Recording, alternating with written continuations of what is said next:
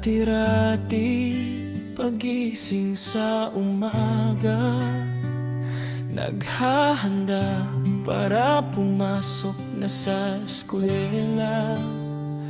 Pero ngayon, para lang ika'y matuto, basta't may data, gadget para sa lesson nyo.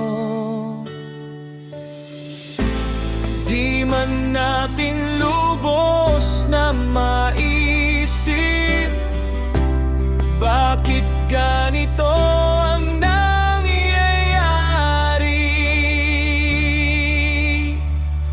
Huwag matakot na sumubok, sapagkat pareho lamang tayo na haharapin ang lahat. Lahat ng pagbabago, basta't magtiwala ka lang. Maraming pwedeng paglagyan ng mga oras, panahon na minsan lamang madadaanan. Dati-rati madalas na lumalabas sa park, sa mall,